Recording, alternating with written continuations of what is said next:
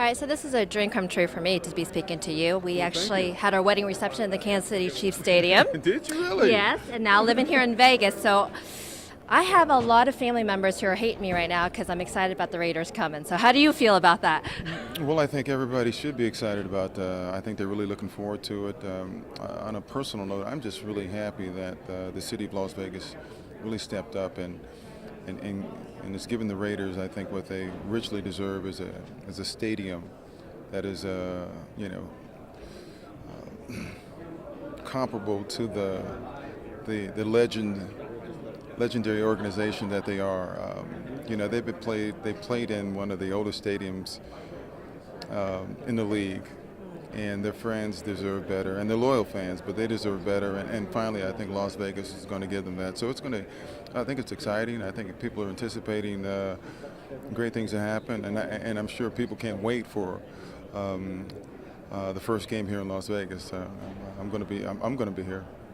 Well, that's fantastic. So you just heard that. Marcus Allen is going to be at a Raiders game, okay?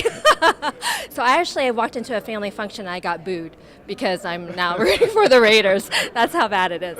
Well, let's talk about really developing a thick skin. And I think as you're growing up and, there could be negative influences, your friends, your environment, really, that's really impacting how you're making decisions. What was your environment like? Did you have negative influences, or were you really protected? No, I wasn't protected, but had parents, and still do that probably when I look and reflect, they were tough. They were disciplinarians, but we had an abundance of love. I didn't have to look any further than the dining room table for my role model. That was my dad. And my dad built our house.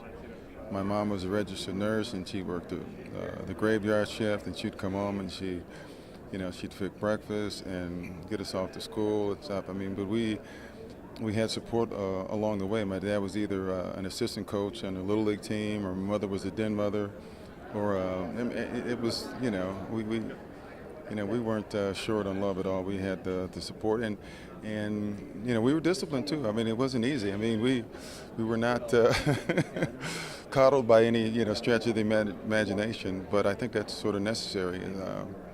If my dad had us today and in this environment, he certainly would not want us to have trophies for participating.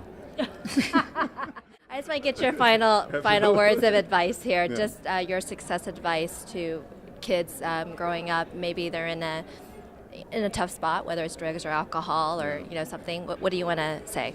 Well, I think just because you start at one place, you don't have to end at that place.